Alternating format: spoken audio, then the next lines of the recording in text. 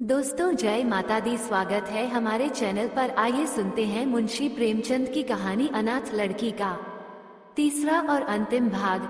सेठ जी के बड़े बेटे नरोत्तम दास कई साल तक अमेरिका और जर्मनी की यूनिवर्सिटियों की खाक जमाने के बाद इंजीनियरिंग विभाग में पद हासिल करके वापस आए थे। अमेरिका के सबसे प्रतिष्ठित कॉलेज में उन्होंने सम्मान का पद प्राप्त किया था।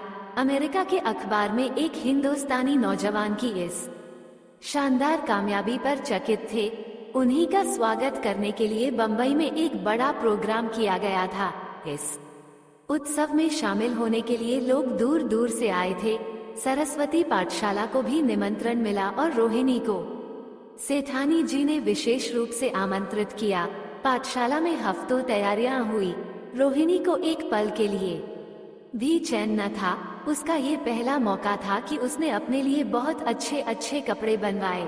रंगों के चुनाव में वो मिठास थी, काट छांट में वो नंबर 1 थी, जिससे उसकी सुंदरता और चमक उठी। सेठानी कौशल्या देवी उसे लेने के लिए रेलवे स्टेशन पर मौजूद थी। रोहिणी गाड़ी से उतरते ही उनके पैरों की तरफ झुकी, लेकिन उन्होंने उसे छाती से लगा लिया और इस तरह प्यार किया कि जैसे वो उनकी बेटी है। वो उसे बार बार देखती थी और आंखों से गर्व और प्रेम टपक पड़ता था। इस जलसे के लिए ठीक समुंदर के किनारे एक हरे भरे सुहाने मैदान में एक लंबा चौड़ा शामियाना लगाया गया था। एक तरफ आदमियों का समूह उमड़ा हुआ था, दूसरी तरफ समुद्र की लहरें उमड़ रही थीं। जब उपस्थित लोगों ने रोहिणी के आने की खबर सुनी तो हजारों आदमी उसे देखने के लिए खड़े हो गए। यही तो वो लड़की है जिसने अब की शास्त्री की परीक्षा पास की है। जरा उसके दर्शन करने चाहिए। अब भी इस देश की स्त्रियों में ऐसे रतन मौजूद हैं। भोले भाले देश प्रेमियों में इस तरह की बातें होने लगी। शहर की कई प्रतिष्ठित महिलाओं ने आकर रोहिणी को गले लगाया और आपस में उसके सौंदर्य और उसके कपड़ों की चर्चा होने लगी।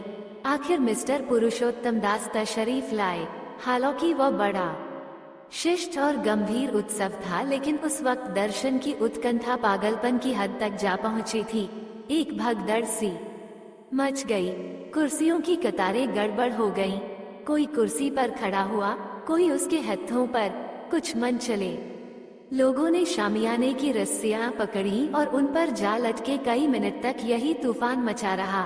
कहीं कुर्सियां टूटी, कहीं कुर्सियां उल्टी, कोई किसी के ऊपर गिरा, कोई नीचे। ज्यादा तेज लोगों में धौल धप्पा होने लगा। तब बीन की सुहानी आवाजें आने लगी। रोहिणी ने अपनी मंडली के साथ देश प्रेम में डूबा हुआ गीत शुरू किया।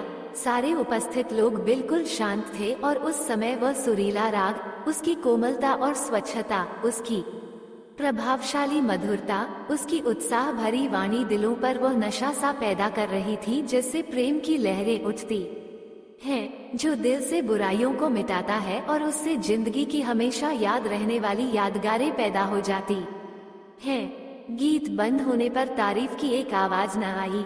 वही ताने कानों में अब तक गूंज रही थी। गाने के बाद विभिन्न संस्थाओं की तरफ से अभिनंदन पेश हुए और तब नरोत्तम दास लोगों को धन्यवाद देने के लिए खड़े हुए। लेकिन उनके भाषण से लोगों को थोड़ी निराशा हुई। यूं दोस्तों की मंडली में उनकी वक्तृता के आवेग और प्रवाह की कोई सीमा न थी, लेकिन सार्वजनिक सभा के सामने खड़े होते ही शब्द और विचार दोनों ही उनसे बेवफाई कर जाते थे। उन्होंने बड़ी बड़ी मुश्किल से धन्यवाद के कुछ शब्द कहे और तब अपनी योग्यता की लज्जित स्वीकृति के साथ अपनी जगह पर आ बैठे। कितने ही लोग उनकी योग्यता पर ज्ञानियों की तरह सिर हिलाने लगे। अब जलसा खत्म होने का वक्त आया। वो रेशमी हार जो सरस्वती पाठशाला की ओर से भेजा गया था, मेज पर रखा हुआ था। उसे हीरो के गले में कौन डाले? प्रेसिडेंट ने महिलाओं की पंक्ति की ओर नजर दौड़ाई। चुनने वाली आंख रोहिणी पर पड़ी और ठहर गई। उसकी छाती धड़कने लगी, लेकिन उत्सव के सभापति के आदेश का पालन आवश्यक था। वो सर झुकाए हुए मेज के पास आई और कांपते हाथों से हार को उठा लिया। एक क्षण के लिए दोनों की आंखें मिली और रोहिणी ने नरोत्तम दास के गले में हार डाल दिया। दूसरे दिन सरस्वती पाठशाला के मेहमान विदा हुए, लेकिन कौशल्या देवी ने रोहिणी को न जाने दिया। बोली, अभी तुम्हें देखने से जी नहीं भरा, तुम्हें यहाँ एक हफ्ता रहना होगा। आखिर मैं भी तो तुम्हारी माँ हूँ। एक माँ से इतना प्यार और दूसरी माँ से इतना अलगाव। रोहिणी कुछ जवाब न दे सकी। ये सारा हफ्ता कौशल्या देवी ने उसकी विदाई की तैयारियों में खर्च किया। 7वें दिन उसे विदा करने के लिए स्टेशन तक आई। चलते वक्त उससे गले मिली और बहुत कोशिश करने पर भी आंसुओं को न रोक सकी। नरोत्तम दास भी आए थे। उनका चेहरा उदास था। कौशल्या ने उनकी तरफ सहानुभूतिपूर्ण आंखों से देखकर कहा, मुझे ये तो ख्याल ही न रहा, रोहिणी क्या यहाँ से पूना तक अकेली जाएगी? क्या हर्ज है? तुम ही चले जाओ, शाम की गाड़ी से लौट आना। नरोत्तम दास के चेहरे पर खुशी की लहर दौड़ गई, जो इन शब्दों में न छिप सकी। अच्छा, मैं ही चला जाऊंगा। वो इस फिक्र में थे कि देखें विदाई की बातचीत का मौका भी मिलता है या नहीं। अब वो खूब जी भरकर अपना दर्दे दिल सुनाएंगे और मुमकिन हुआ तो उस लाज संकोच को जो उदासीनता के पर्दे में छिपी हुई है मिटा देंगे। रुक्मिणी को अब रोहिणी की शादी की फिक्र पैदा हुई।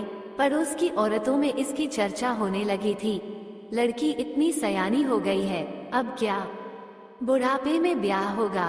कई जगह से बात आई। उनमें कुछ बड़े प्रतिष्ठित घराने थे, लेकिन जब रुक्मिणी उन पैमानों को सेठ जी के पास भेजती तो वे यही जवाब देते कि मैं खुद फिक्र में हूँ। रुक्मिणी को उनकी यह टाल मटोल बुरी मालूम होती थी। रोहिणी को बंबई से लौटे महीना भर हो चुका था। एक दिन वह पाठशाला से लौटी तो उसे अम्मा की चारपाई पर एक खत पड़ा हुआ मिला। रोहिणी पढ़ने लगी। लिखा था, बहन, जब से मैंने तुम्हारी लड़की को बंबई में देखा है, मैं उस पर रीझ गई हूँ। अब उसके बगैर मुझे चैन नहीं है। क्या मेरा ऐसा भाग्य होगा कि वो मेरी बहू बन सके?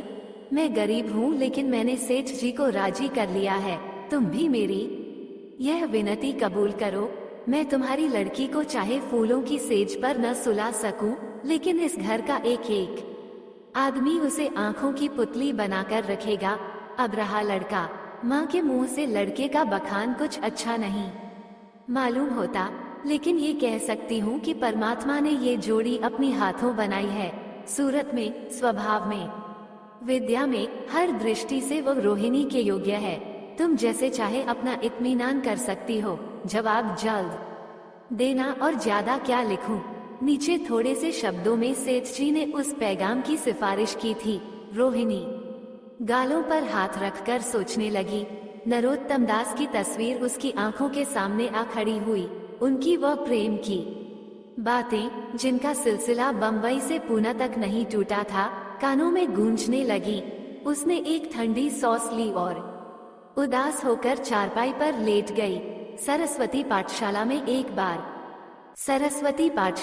एक बार फिर सजावट और सफाई के दृश्य दिखाई दे रहे हैं। आज रोहिणी की शादी का शुभ दिन, शाम का वक्त, बसंत का सुहाना मौसम।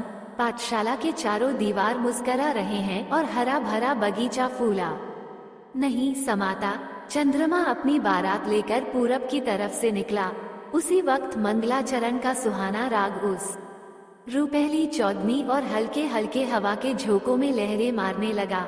दूल्हा आया। उसे देखते ही लोग हैरत में आ गए। यह नरोत्तम दास थे। दूल्हा मंडप के नीचे गया। रोहिणी की माँ अपने को रोक न सकी। उसी वक्त जाकर सेठ जी के पैर पर गिर पड़ी। रोहिणी की आंखों से प्रेम और आनंद के आंसू बहने लगे। मंडप के नीचे हवन कुंड बना था। हवन शुरू हुआ। खुशबू की लपेटें हवा में उठी और सारा मैदान महक गया। लोगों के दिलो दिमाग में ताजगी की उमंग पैदा हुई। फिर संस्कार की बारी आई। दूल्हा और दुल्हन ने आपस में हमदर्दी, जिम्मेदारी और वफादारी के पवित्र शब्द अपनी जबानों से कहे।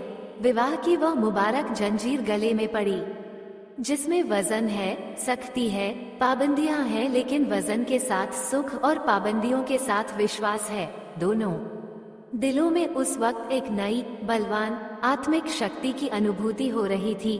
जब शादी की रस्में खत्म हो गई तो नाच गाने की मजलिस का दौर आया। मोहक गीत गूंजने लगे।